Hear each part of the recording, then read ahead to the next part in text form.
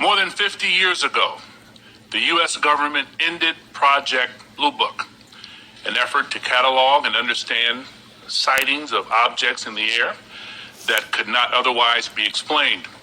For more than 20 years, that project had treated unidentified anomalies in our airspace as a national security threat to be monitored and investigated.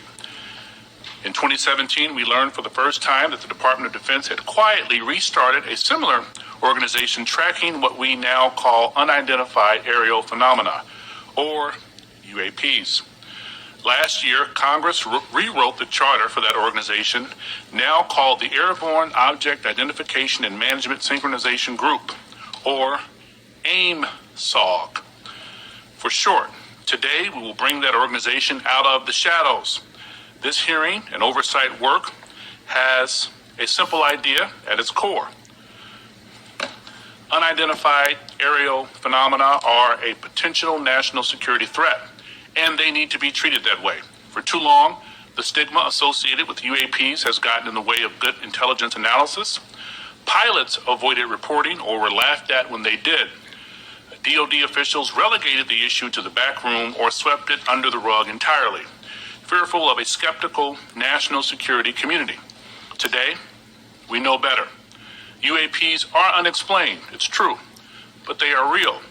They need to be investigated, and many threats they pose need to be mitigated. Undersecretary Moultrie, Mr. Bray, thank you for coming today. First, we need you to update us on the status of AIM-SOG. The legislation creating it was passed in December. The deadline for implementation is fast approaching, but the group does not even have a named director. We need to know, sirs, the status of the organization and the obstacle to getting it up and running. Secondly, you have to convince the audience today, and most especially our military and civilian aviators, the culture has changed. That those who report UAPs will be treated as witnesses, not as kooks.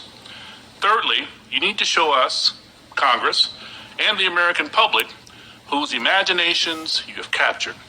You are willing to follow the facts where they lead. You know, we fear sometimes that the DoD is focused more on emphasizing what it can explain, not investigating what it can't. I'm looking for you to assure us today that all conclusions are on the table. One final note, we are mindful today that AIM-SOG is not starting from scratch. This is the third version of this task force in DoD, and civil society groups like the Mutual UFO Network, Mr. Corbell and others have been collecting data on this issue for years. I hope you'll explain how you can leverage the knowledge and experience of our prior work on this matter to move the AIM-SOG along. The last time Congress had a hearing on UAPs was half a century ago. I hope that it does not take 50 more years for Congress to hold another, because transparency is desperately needed. I now turn to Ranking Member Crawford for comments he'd like to make. Thank you, Mr. Chairman. Honorable Moultrie and Mr. Bray, thank you for coming here today. We appreciate it to begin the open dialogue between Congress and the executive branch on this important topic. While this topic evokes creative imaginations of many, aside from all the hype and speculation, there are important underlying issues posed by UAPs. Despite the serious nature of this topic, I have to say I'm more interested in our understanding of Chinese and Russian hypersonic weapon development, or understanding why this administration was so slow to share actionable intelligence with the Ukrainians. However, inasmuch as this topic may help us better understand unknown activities of Russia and China, I am on board. The intelligence community has a serious duty to our taxpayers to prevent potential adversaries such as China and Russia from surprising us with unforeseen new technologies. As overseers of the intelligence community, this committee has an obligation to understand what you are doing to determine whether any UAPs are new technologies or not, and if they are, where are they coming from? In general, the IC spends much of its time and resources trying to understand what we call known unknowns. When it comes to foreign nations' weapons systems and sensors, known unknowns are those features that we don't fully understand yet. The challenge associated with UAP is that they are completely unknown and require a more expansive collection and analysis effort. The intelligence community must balance addressing known threats to our national security with preventing technical surprise. We must continue to follow the facts where they lead us and ensure that there are no technical surprises. sources. The IC must take it seriously when there are credible observations of phenomena that seem to perform in ways that could pose a threat to safe flight operations, or they could be signs of a foreign adversary's attempt to develop a strategic technological surprise against the United States. It's also essential that our pilots and others feel they can report UAPs they observe without any stigma for doing so. This is the open, unclassified portion of our hearing. We'll have a closed, classified part later. It's important for the public to know that the classification of information exists to protect national security, not to try to hide the truth. When we're trying to determine if any UAPs are new technologies being developed by foreign governments, we are inevitably going to run into classified information about what new systems and technologies we do know are in the works here or abroad. But where information does not risk national security, it should be shared with our allies and the public when feasible. I hope that we can have your assurance to this end today. It's my hope that the intelligence community will continue to try to determine the nature of UAPs we've observed, and will keep Congress fully apprised of all developments. I look forward to this hearing and continued dialogue and oversight with the intelligence community on this topic. And with that, I yield back. Gentleman yields back, and now I will turn to our distinguished chairman, Adam Schiff, for any comments he wishes to make. Thank you, Chairman Carson, for holding this open hearing on unidentified aerial phenomenon and for your leadership on this issue.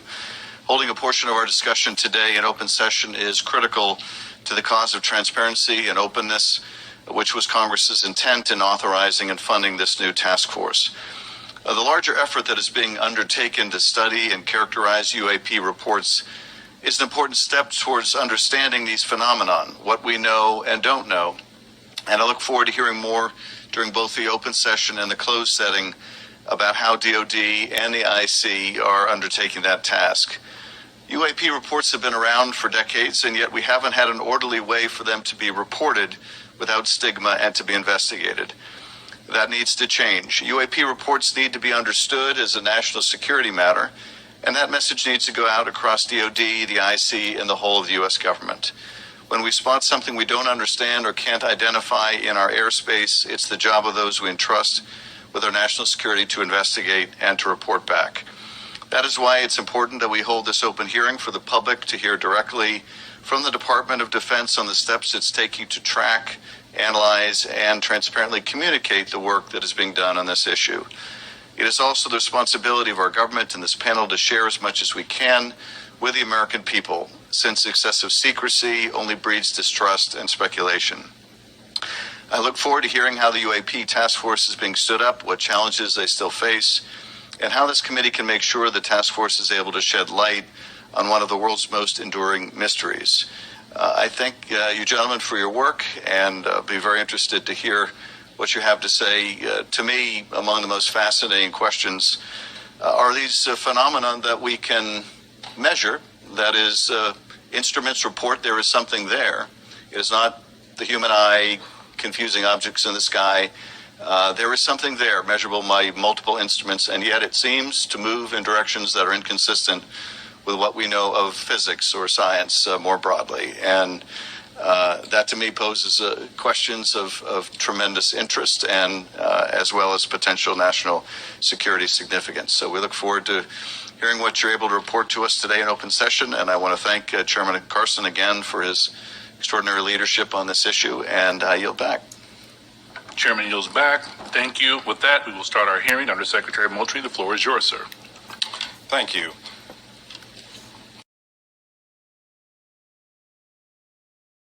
Within the UAP task force that would suggest it's anything non-terrestrial in origin.